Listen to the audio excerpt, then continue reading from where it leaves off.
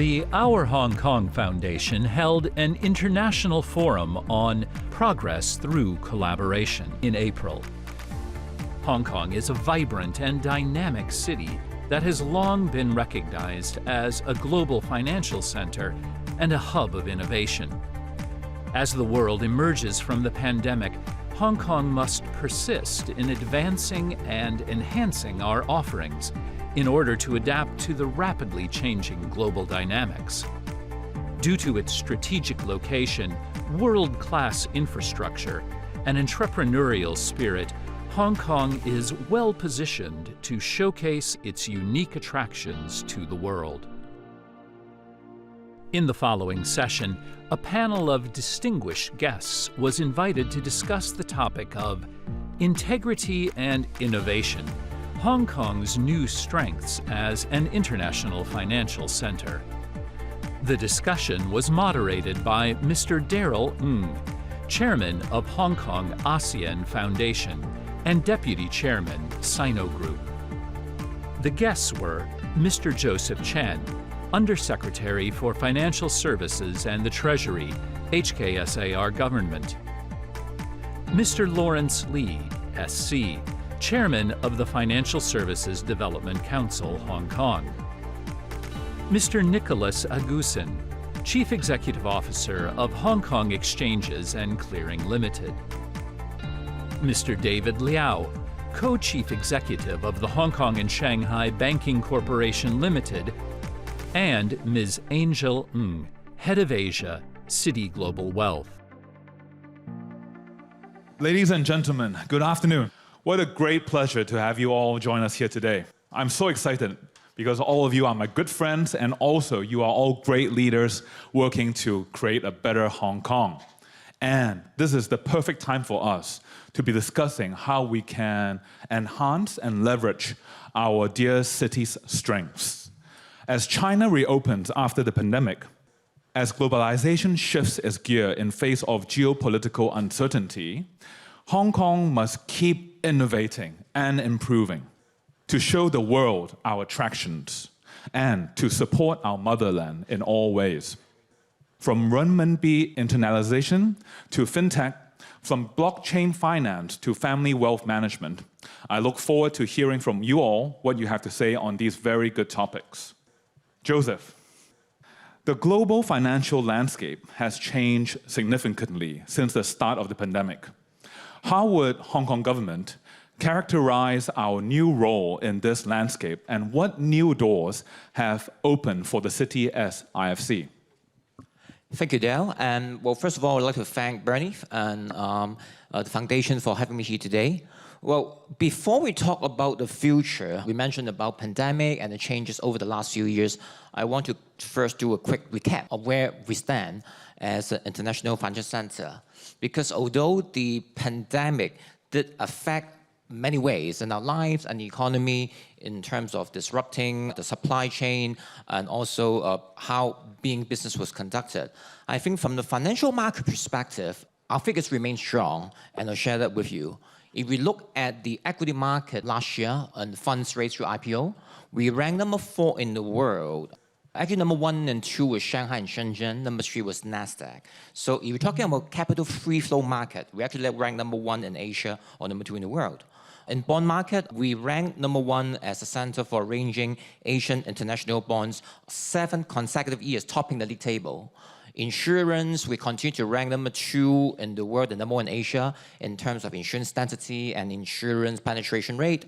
If we look at the banking system, despite the fact that in the last year or two, globally, there were pressure on liquidity, so on and so forth, the total amount of bank deposit in Hong Kong grew by 4.6% in 2021 and grew by another 1.7% in 2022. When it comes into asset and wealth management business, the latest report was released last year.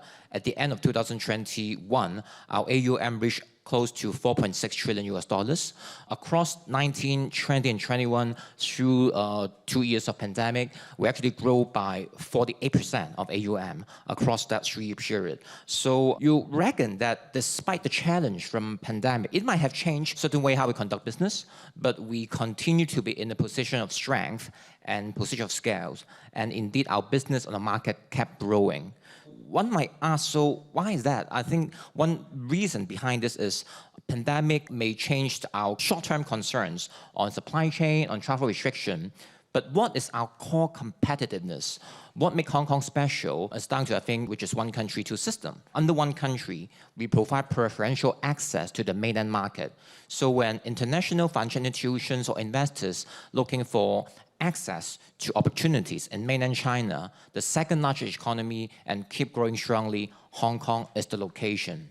And under two systems, right, we offer free flow of capital, free convertibility of Hong Kong dollars, common law system, and also our regulatory regime compatible with most of the major markets. And of course, our simple and low tax regime as well. So I think all these long-term competitiveness of Hong Kong remain the same, and that's explain why remain strong and keep growing, regardless of the short-term sentiment per se.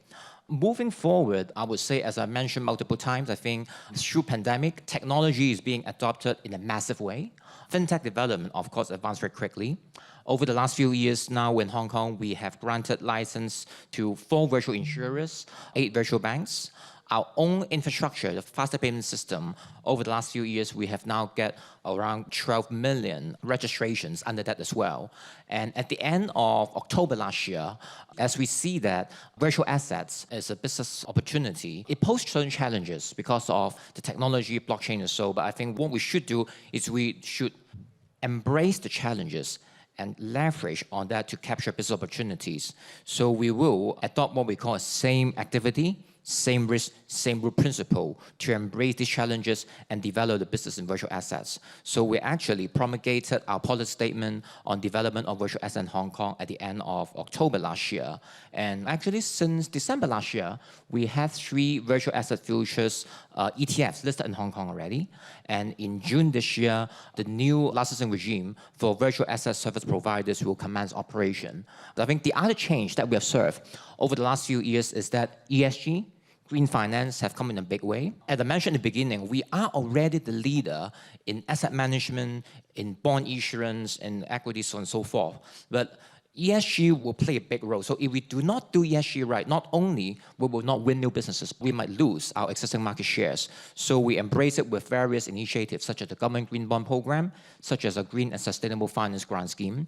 Happy to share with you that, let's say, last year in 2022, the total amount of green and sustainable debts issued in Hong Kong reached $80.5 billion US, is amount which is 5 times of 2020. So we're growing strongly. If we look at the ESG funds registered in Hong Kong, authorized by SFC at the end of last year, we're talking about 177 ESG funds authorized here. It's an increase of 86% in terms of number of funds. So you'll see that I think ESG, FinTech are the way to go, and the government continue to put up different measures to support this growth. Maybe I should stop here to save some time for the rest. Thank you, Joseph. Thank you. That's really fantastic. A lot of good news for Hong Kong, and also the Hong Kong new government administration since last July 1st. You guys have been working around the clock to help Hong Kong, so thank you. Laurence, Joseph outlined many forward-looking visions that we are all embracing. A core prerequisite for this is Hong Kong's strong common law system, which you know very well, which has been a key source of confidence and trust for international investors.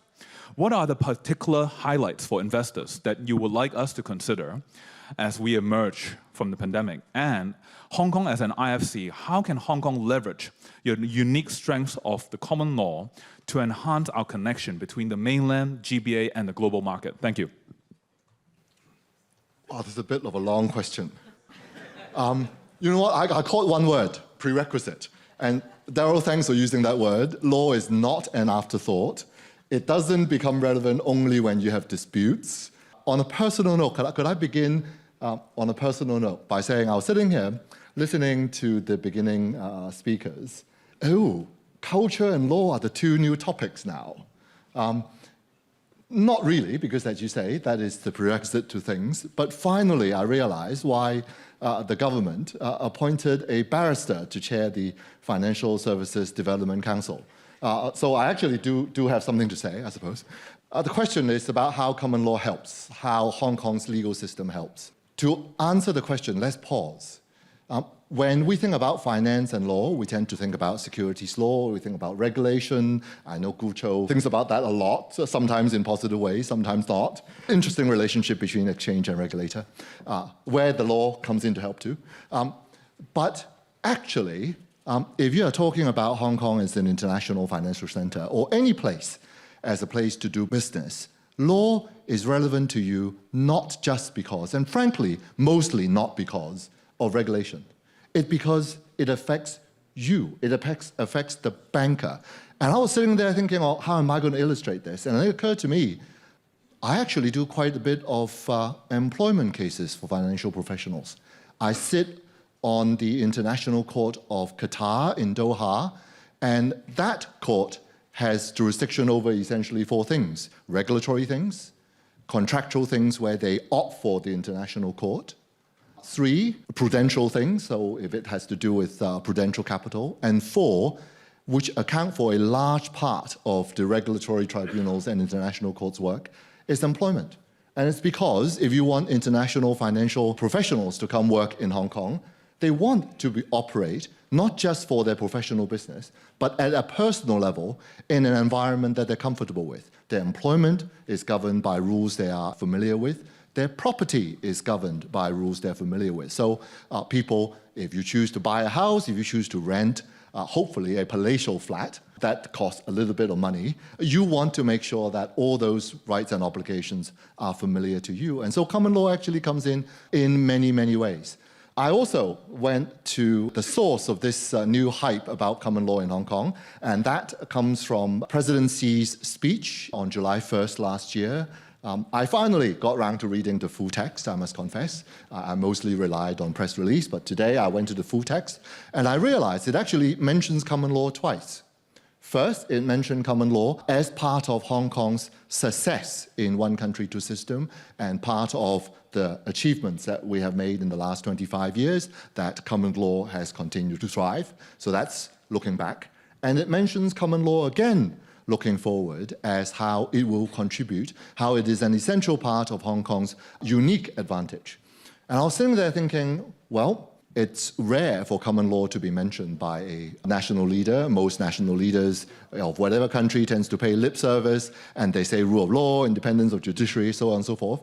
And so it is an example of a national leader talking about the content of the law, which is rare in itself. And 2, if one actually pause and think, you know what, common law is a essentially British in roots thing, all right? It has grown to be a much more international enterprise, but it is British in roots, English in roots, actually, not even British in roots.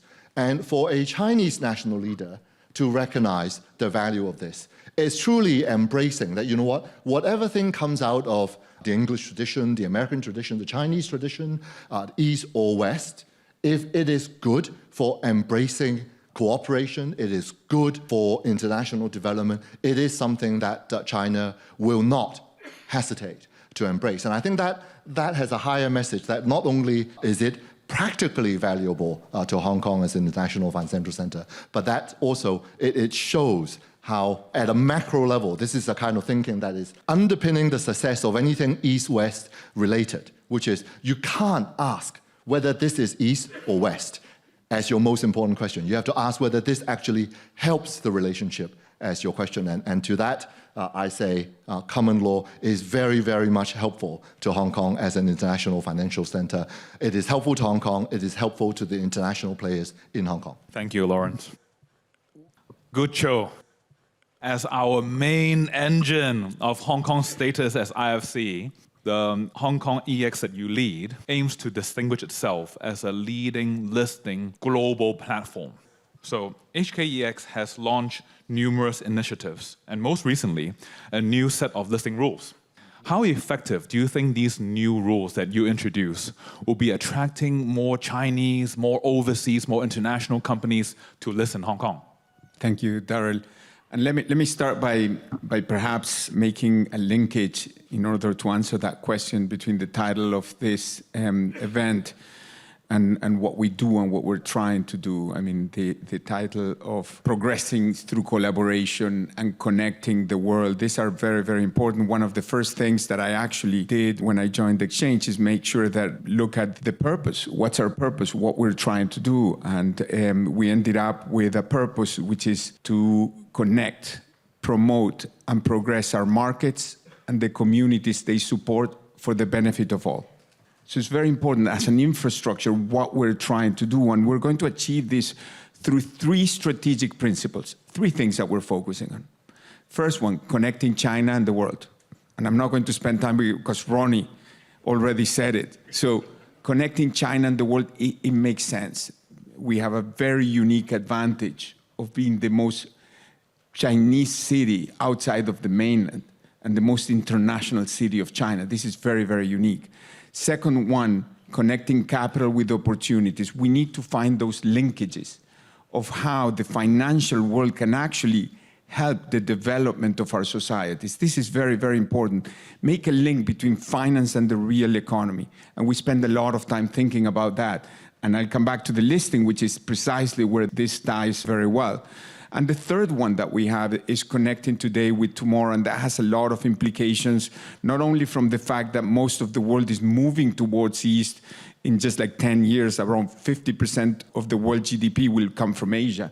So it makes sense to think about the future and how do we connect today with tomorrow, but also all the technological changes that are happening in our world and the importance of technology, and how do we take advantage of that, and how do we leverage all these changes in the industry.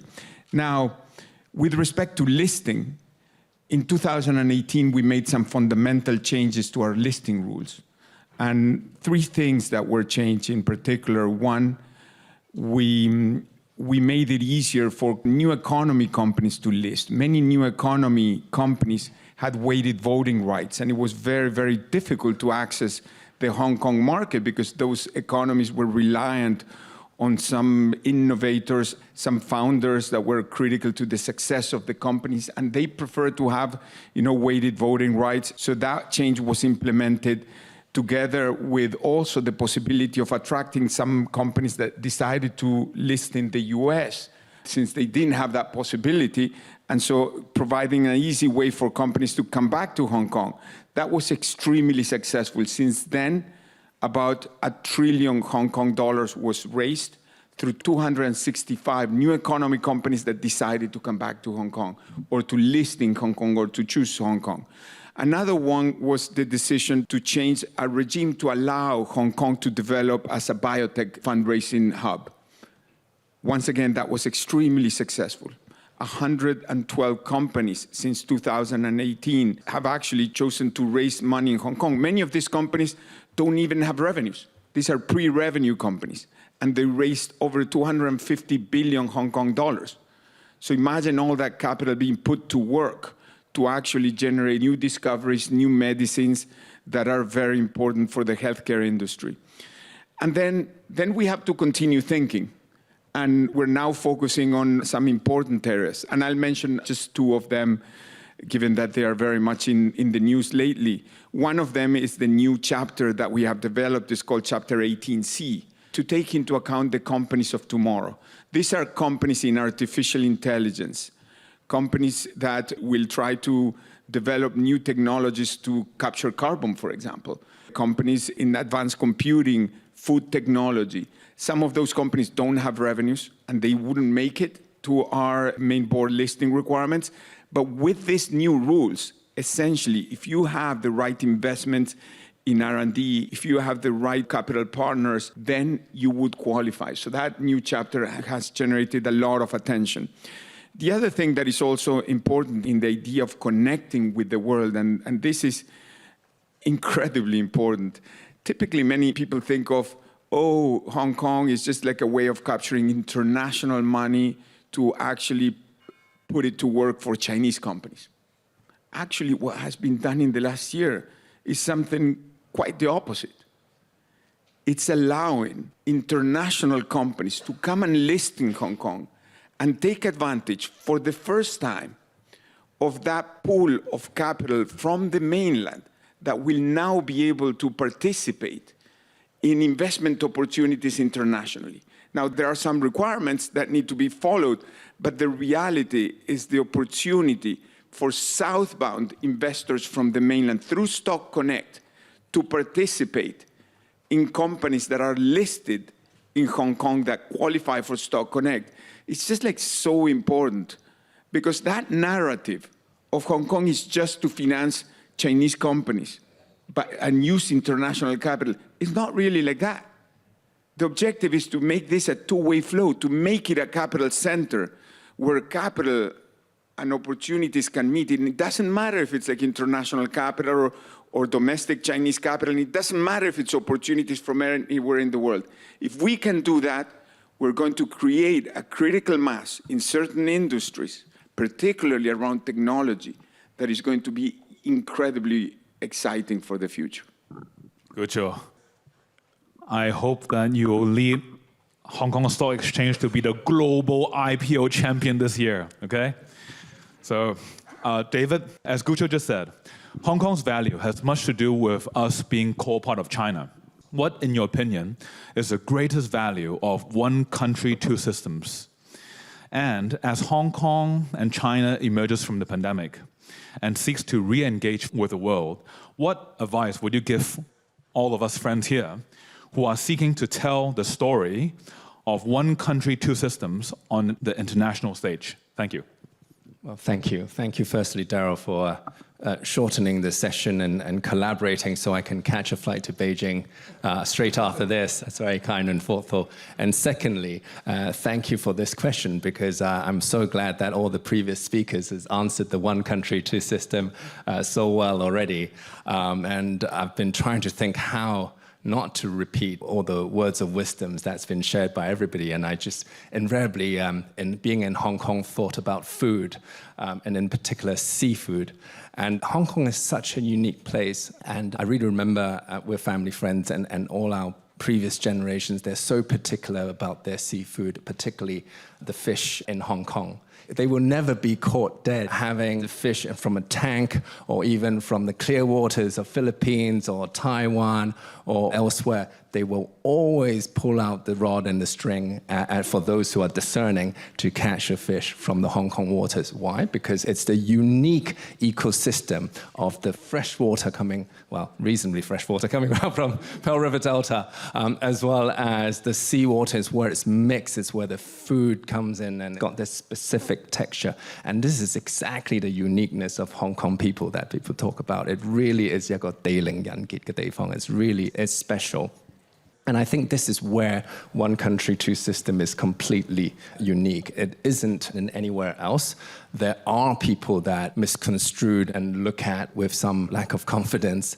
But I think this is what exactly makes it thrive. And I think, Laurence, primarily it is two system. It is common law system that frames the financial framework, that frames opportunities for companies in China to come to Hong Kong. It frames international investors to come to Hong Kong. It helps all the building blocks for the stock exchange and everything. And I think that's absolutely necessary to be kept. Now, I think when we look at what we need to speak about the two system, and the threat of it is clearly the threat of not two systems. That's exactly what we need to protect ourselves with. I think that's sometimes when we look at, and so much work and efforts has been done just in the financial industries on connects in the stock exchange between banks of Angel and ourselves, it's very easy to be tempted to the path of least resistance, but it's critically important to hold the legal integrity of Hong Kong and to really hold this separate system.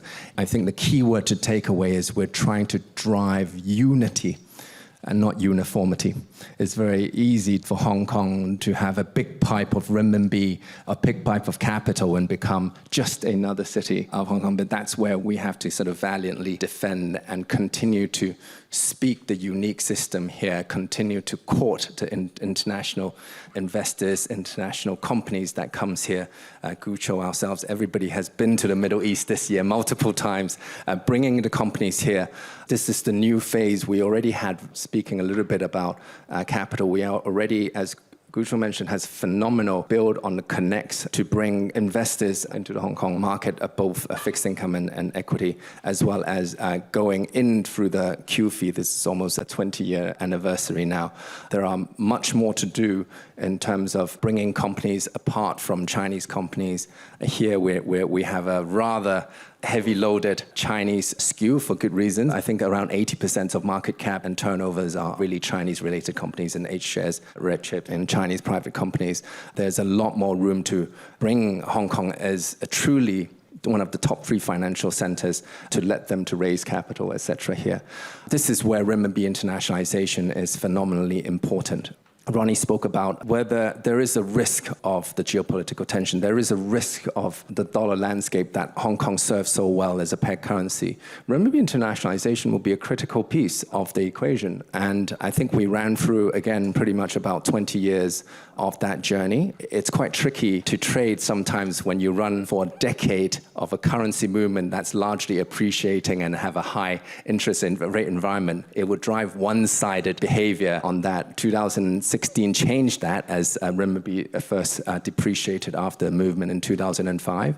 We now have a new paradigm as well. We now have renminbi as first time primarily a funding currency for global assets, because the interest rate cycle and the nature of renminbi and dollar has shifted. So it's actually quite unique, because this is a moment where trade and investment and capital of people can really use renminbi as a funding currency and a financing currency, where China and Hong Kong can be exporter and creator of that renminbi currency. So I think this is also a critical time to really get to that mass. Whether it's 800 billion or a trillion outstanding deposit, they are really a fraction of a starting point. We know it's a fraction of a starting point because we know renminbi, whether it's FX turnover or trade settlement, etc., they're only 3 or 4%.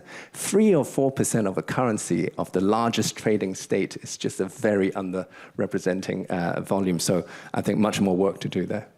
Thank you, David. Safe trip to Beijing tonight at 7. Angel, in 2022, Citigroup recognized and named Hong Kong as one of the 4 global wealth hubs, including London, Singapore, and UAE, and recentered its focus towards wealth management, which you lead at Citi. What factors have made Hong Kong a primary global wealth hub relative to other cities? And how is Hong Kong well suited for the development of new products, particularly in wealth management? Thank you.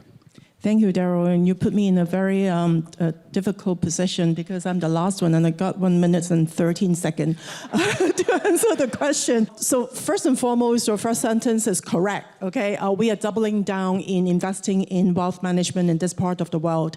And there are several key reasons for that, and I just want to cite several facts, to support that. First and foremost, everybody talks about the rise of the Asian middle class, and it is very true. The Asian middle class actually rise a lot, right? From 2 billion to 3.5 billion of middle class that is coming from Asia. And it will constitute 65% of the world middle class size. So that is where the money is. And I love money. I particularly love other people's money, managing them. So this is where, the business is. And secondly, millionaires, in the past 3 years, both China and India has doubled the size of number of millionaires. And the third fact, very simple, billionaires. We have 950 billionaires in Asia, which is outnumbering all the rest of the region in the world. Okay, so where the money is? Here. Okay, so when we talk about wealth management, I don't think just about the banks. I think all of the company who wants to look for growth needs to double down in Asia for wealth management. Is Hong Kong well positioned for it? Yes. Okay, and the reason is very simple, because we are the gateway of China, period. And when we look into China, China gives us, number one, the market. And when we look into the growth of wealth in China, it's at a compound rate of 15% annually. And if it is not the highest, it will be one of the highest growth rate in the world. And when we look into the West, many of the mature economy is at a low single digit. So we have the market, for us to serve, and we have the tool, we have the enabler for us to serve this wealth management market. If you dissect a little bit the nature of the wealth in China, there is like two groups of asset. One is physical asset, the other is financial asset. 70% of the wealth in China are under physical asset, that is real estate, property, and 30% are in the financial asset. And within the financial asset, 50% are in deposit and cash.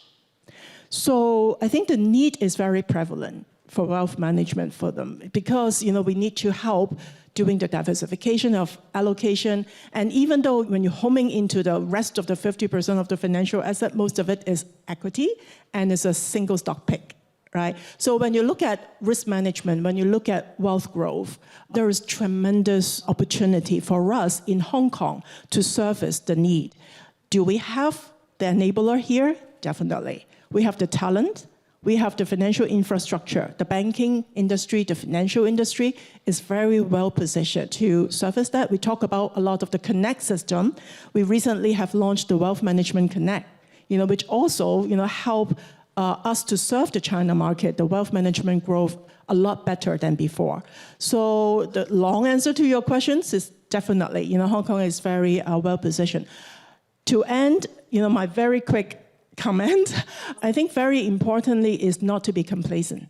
I think we also need to build and continues to build the enablers and the strength, of Hong Kong to be able to continue to serve this market. And I think three areas, we need to put extra focus on. One, the government has already, started very well on the new policy on family office, and I think that will help a lot because the family office needs is rising very fast, in this part of the world. Secondly, is continue to invest in doubling down on financial technology. And thirdly is to look at how we can strengthen our ability to help mainland China on pension management, because this is one of the biggest gap and need as well in this particular market. I'll end my comment there. Thank you so much.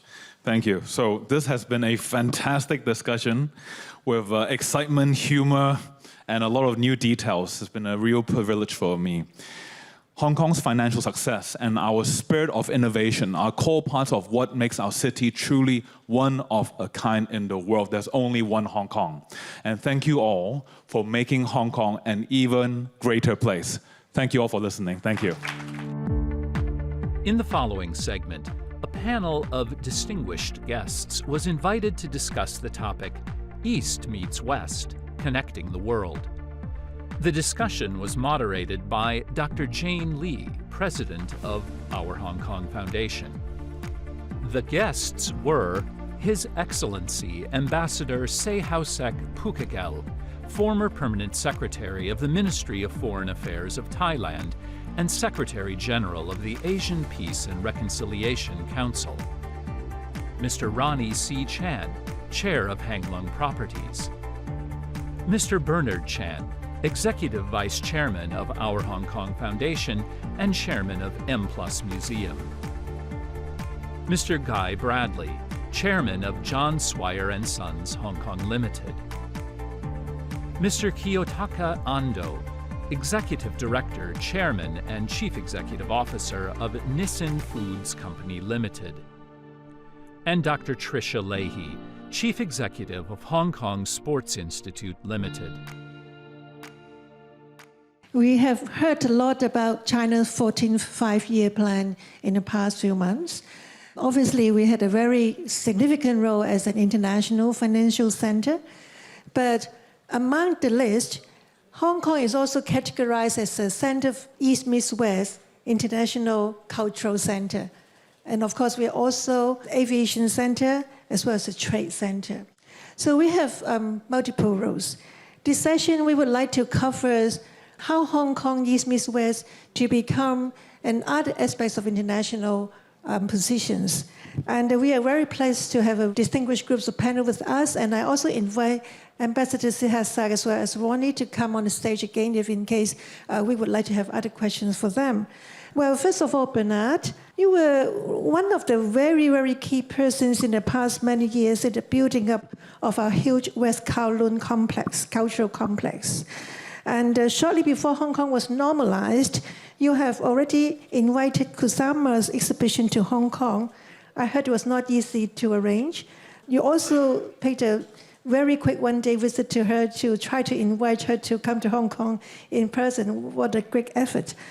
Would you like to share with us how you look at the importance of Hong Kong as an international cultural center and your experience in developing the West Kowloon complex? Well, thank you, Jane. First of all, for those of you who have not followed the history of the West Kowloon Cultural District, this whole thing started 25 years ago. In fact, it was first announced in Mr. C.H. Tung's policy address in 1998. But I'm pretty sure back then, even him himself may not have expected how important this West Kowloon it is today for Hong Kong. Especially at times for this moment, West Kowloon Cultural District is the Hong Kong comeback story. Seriously. Whether it's M+ or Palace Museum and the other facilities we have, because they are truly world-class. Jane, you asked the questions, Kusama. Yes, I mean, honestly, I'm not exactly a Kusama follower all this year until now because I'm in this position. And I was so amazed because an exhibition like Kusama is many years in making. It didn't just happen like 2 months ago when we announced this thing. Years in making, in preparing. And so when I was first being told about these Kusama exhibitions, my first question was, where these collections came from? Apparently, it's been like unknown for many different places, right? They're unknown to Hong Kong, right? We create this show, but all the paintings came from everywhere. So why would they trust us? You can see M+ is like a complete startup. We were only open in 2021 November. So why would they trust us, to give us these collection, right? We have no track record before. We do now. We now have a track record. Amazing. People, it's like, wow, Hong Kong can do this. But before that, why would they trust us? Would they trust us because it's not just we have the hardware, but we have the software, we have the people. So the people behind M+, they are experts from everywhere, right? When we open M+, we recruit them to Hong Kong to work for us. And they have the track record. They were able to convince to some foundations and all the different counterparts to lend us these things. Similarly, at Palace Museum, why would Beijing Palace Museum entrust us and gave us 900 pieces? Of the 900 pieces, 160 are Grade 1 treasure from China, from Beijing, on loan to us. Again, because LCSD, the Hong Kong government, have track record in showcasing these national treasures. So I think it's a combination, even though both Palace Museum and M+ are startups with no track record, but people entrusted us that Hong Kong can deliver them, and we did. And now even better, now the story is even easier to convince because now they can see what we can deliver, and I can foresee more and more international collaboration to come, and Hong Kong will continue to able to use West Kowloon to showcase Hong Kong as a hub, an arts and culture hub, not just for Hong Kong, for the region. And we should be using this Hong Kong platform to work with our counterparts in the ASEAN, with Japan, and South Korea, and so on. It should not be just us. It's the entire region. This is not just one location. It's this collaboration with the region, because the time is Asia now. So I think Hong Kong can be entrusted with this role to facilitate this dialogue within the entire region. Thank you, Bernard. Mr. Bradley, the role of Hong Kong as an international aviation center is really important. And of course, in the past few years, aviation suffered the most among difficult problems in Hong Kong's economy. And now it's recovering. And would you please share with us your experience of Hong Kong rebounding as an aviation center? Well, certainly, it's extremely nice to be flying again, I can tell you that. After 2 or 3 years of very difficult times, both for Hong Kong and for aviation. Look, the two biggest challenges I think we're facing, and these are global challenges in aviation, are one to do with manpower and one to do with just airport resources, which can mean capacity shortages or infrastructure issues.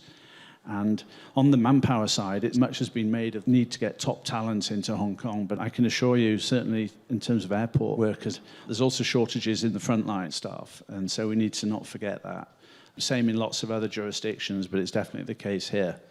So, I mean, luckily, we've heard that under one country, two systems, and with the 14th five-year plan, Hong Kong is set up now to act as that super connector between East and West. And as Hong Kong's home carrier, Cathay Pacific's obviously got a very important role in carrying people and goods in and out of China through Hong Kong and to the world. So we're pretty excited about that. You heard Bernie say at the start of the conference that within 5 hours flight, we get to half of the world's population. So Hong Kong has a very strong natural position vis-a-vis other parts of other competitors like Singapore as an aviation hub. And we need to continue to leverage that. We've also got this proximity now to the GBA, and instead of just being an 8 million domestic-based market, you know, we're an 86 million domestic-based market, and that represents a real opportunity now for Hong Kong to see its passenger base in a much bigger way. So we're very excited about that. The other interesting thing on the cargo side is, as most of you will know, Hong Kong has been the #1 international cargo hub in the world for quite some time.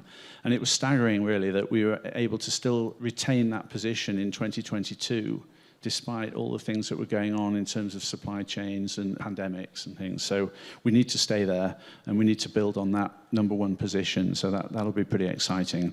I think in terms of opportunities to address those challenges, we've got a new third runway coming, which is we're all getting ready for, and that will be very good for Hong Kong. And we've got great support from the central government, which is vital. And I think in terms of the labour, the exciting opportunity for me is this great frontline pool of labour just across the border. And we should look very hard and work very hard to tap into that pool of labour. And lastly, for me, the opportunity is to increase our collaboration with, in an aviation sense, with Shenzhen and Zhuhai. I know there are lots of conversations with Zhuhai and the Hong Kong airport, but we also need to think about Shenzhen, which is only 36 kilometres away. And I think basically my position is we need more than one bridge connecting all these places. And how about a rail link between the two airports, Shenzhen and Hong Kong? 15 minutes between the two, it would benefit both ends. It'd be great. Thank you. Thank you.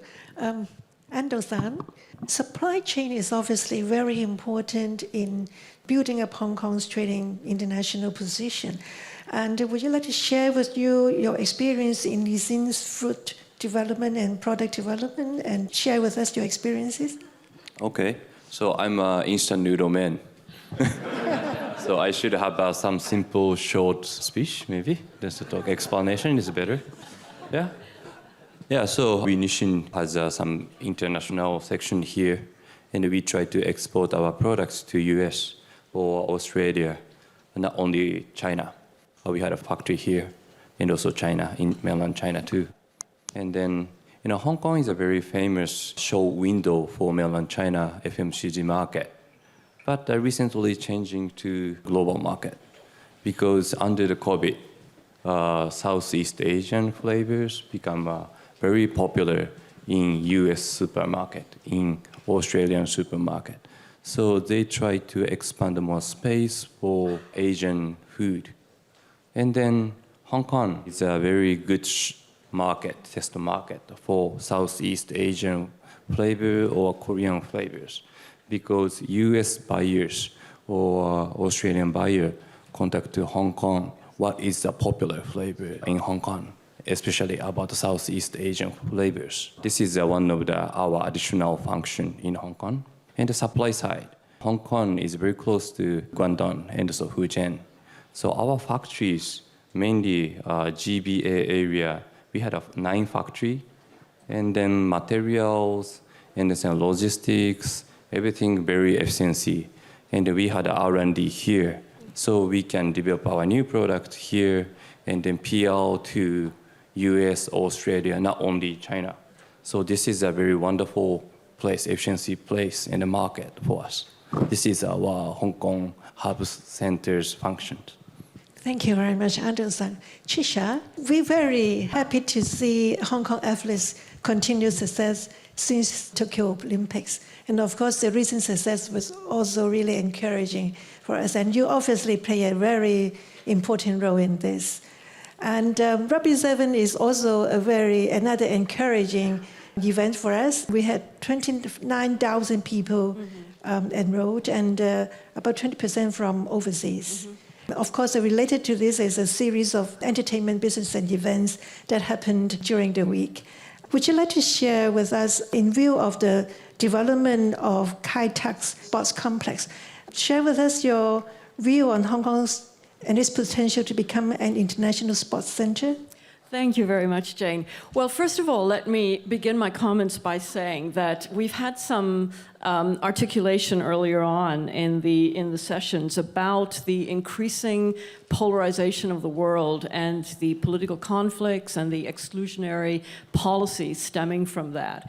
So the first thing that I want to say is, if you want an example of best practice, of fierce competition and excellent collaboration, look no further than sport. Everything we do, we cannot have a competition without engagement with the world, without connection with the world. And the advantage of us in high-performance sport demonstrating the values of a balance between positive competition and collaboration, I feel is a very important lesson for all of us to learn, whether in our business or in our political communities. You mentioned the recent success of the athletes, and of course, the success of the athletes is not that recent. It's actually, they've been developing over the years to the point where they are now a very credible force on the world stage. And this comes back to what, Bernard, you were saying earlier. Do we have the profile to actually make a play to attract big events coming to Hong Kong? And the answer is that we do. Just to give you a little context for the performance of the athletes at the Tokyo Olympics. In Tokyo, the athletes came back from the Olympics with 6 medals and 5 in the Paralympics. Now, over 200 regions and countries participate in the Olympics and have been doing so for the last 100 years. 75% of them have never won a gold medal. 60% of them have never won any medal whatsoever. So Hong Kong is part of a very small minority of players on the international world stage that can actually get out there and bring home medals and fiercely compete and will absolutely be determined to beat you down, but they will do so in the spirit of friendship, under the Olympic values of collaboration and friendship and mutual respect. So I think every time the athletes go out and represent Hong Kong, they are not just telling Hong Kong positive stories, they are performing Hong Kong positive stories. So I think together with sport and culture, this is the advantage that we have, is because we operate in a performative space where excellence is celebrated. And I think that once we catch on to or latch on to the momentum of what's going on right now in sport, we have a very positive direction that we can move in.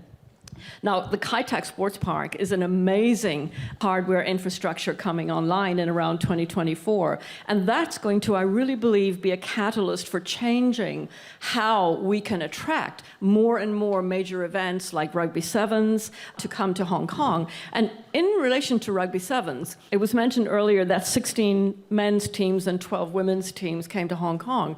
These were not any old 16 teams. They were the world's best 16 teams and the world's best women's 12 teams that came to Hong Kong. So this is the kind of attractiveness that we have, the ability to bring other places together and showcase and have a fantastic time while doing it. So I believe with the Kai Tak Sports Park coming online, we're going to be even better positioned. Now, to take advantage of that momentum, we really all have to get on board, or we're going to fall off the momentum.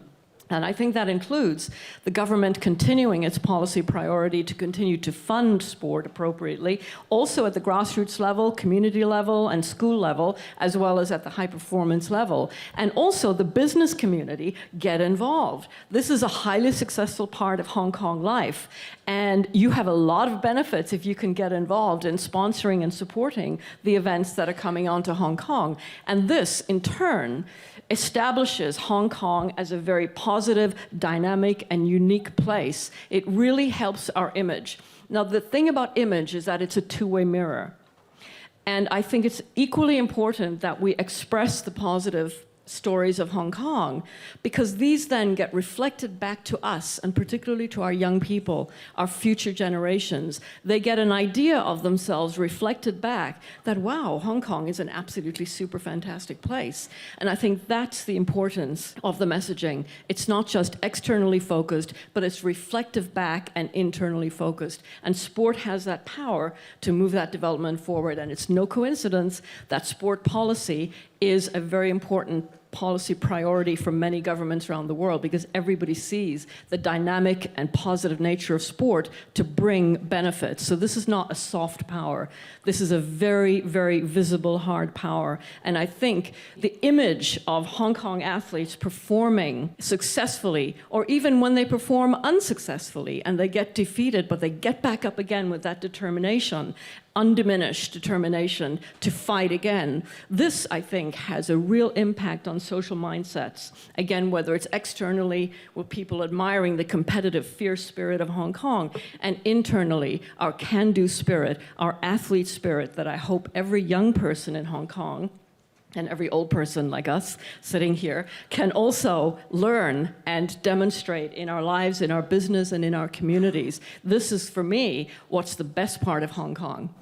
I think you also have a lot of collaboration with China mainland in terms of training and other things. This is unquestionably, we cannot operate without collaboration. So we collaborate with our counterparts in mainland China. We have a number of institutional relationships in mainland China and have done for many years, and we have benefited significantly from that. Also with our ASEAN partners, and also with our wider Asian partners, as well as with our international partners. So we also, similar to what has been mentioned before, see ourselves as part of that dual circulation pathway. We're circulating within the Greater Bay Area, within China, and out into the Asian region, including our ASEAN friends, as well as internationally. So I think sport has a very finessed way of moving through these political barriers and finding ways of moving forward and showing positive collaboration.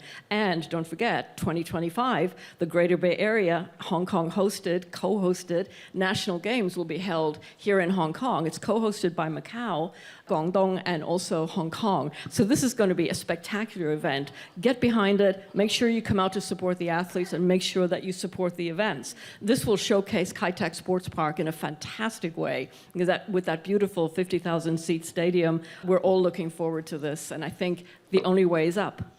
Thank you very much, Trisha. Ambassador HKSAR, you just mentioned it is important to have quality and sustainable growth. And obviously, one of the most valuable parts of our Eastern culture is harmony, is collaboration. We talk about dialogue and sharing. Would you like to share with us your ASEAN perspective in this and the role of Hong Kong in contributing to this kind of development of collaboration with Eastern values? Well, of course, we have so-called Eastern value, the so-called Western value. But the tendency is to create a divide between these Eastern value and Western value. I think what is important is to share these values. And I think what Kun Bernard is doing is very important, because these days, more and more, my concern is that you try to divide the world between, as I mentioned, friends and foe, democracies and authoritarian regime. I don't think we can divide the world that way, because in the end, everything is indivisible. Indivisible in terms of peace, security, prosperity. And culturally, we should see it as a means of bringing countries together. I serve my country on UNESCO, on the World Cultural Heritage. And I think this is what we have to do. See culture as the bridge that brings us together, because we all appreciate culture. For me, East and West, yes. But at the same time, it doesn't mean East is the East, West is the West. Thank you. Thank you. And Ronnie, would you like to further elaborate on this topic of this panel, East Meets West International Cultural Center? You also give a lot of support to cultural developments, both in China mainland and Hong Kong. What do you think would be the role of Hong Kong in cultural exchanges, and what is the potential of this? First of all, Jane, my name is Ronnie Chan. Ronnie is a Western name, and Chan is a Chinese name. 扬名教长. According to Zheng Yanxiong earlier, the director, let it be. I'm very happy to live with that name for the last 70-some years, and why not for the next 30? So I think that tells you a lot already in itself, that the Hong Kong people is perhaps, for historic reasons, very much of a cultural blending place. We move easily between the East and the West. And when I say East, I don't just mean Chinese. I mean a little bit of Japan, a little bit of Korea, a little bit of Southeast Asia, because Hong Kong people travel so much and we love all those countries. But of course, China being a big cultural factor in this part of the world, that to be able to move freely between the Chinese culture and the Western culture is really an advantage. So I think that Hong Kong is privileged in a sense. We don't start at ground zero. We start at ground whatever, that we are really a step ahead of most people in terms of being culturally savvy and culturally adapt. Bernard mentioned about the art institute and the museum that he and the Hong Kong government have built. I think that's fantastic. But also consider what I'm going to say next. Hong Kong has more private gallery probably than any other city in the rest of Asia. The only exception perhaps is Japan, but Japan is very big and very Japan-centric, whereas Hong Kong is really all over the place. You have the best of the Chinese, you have the best of the West. And I was hosting an event where a top executive of auction house in Hong Kong spoke. And he said to me, he said, there's only 3 auction centers in the world, and that is London, New York, and Hong Kong. And the reason is because historically, we have all the expertise right here.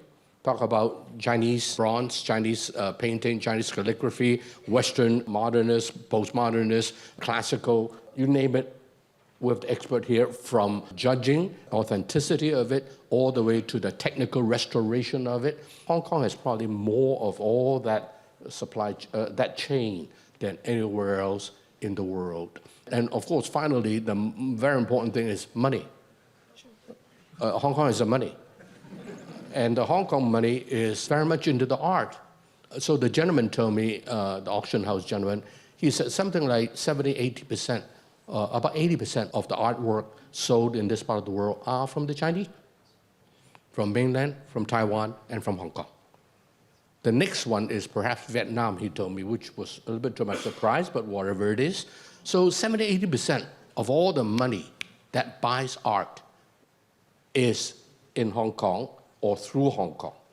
And so, all these things together with the sports, the air hub, the art, and so forth, and the business leaders who are making Hong Kong a hub, I just think that Hong Kong, not just on the business side, but in the art side, is unique. Finally, allow me to say one last thing, a little marketing. Right across the street here is a thing called the Asia Society. If you have not been to Asia Society, sorry, you are culturally unadapted.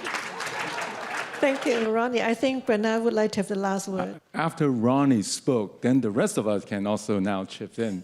I just want to say one thing, that something he just spoke, and it struck me that I have to respond. When you mention your name, Ronnie Chan, right? Because Bernard Chan. Yes, not only that, Ronnie, this is exactly my point. It's not actually a secret, it's an open secret. When I was asked to join the Executive Council, I have to give up my Thai passport, right? I gave up my Thai passport in 2004 in order to join the Executive Council. But that is also the same time, I actually changed my name, the English name I use in Hong Kong.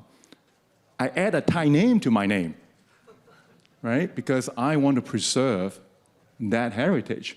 I'm not shy about that heritage.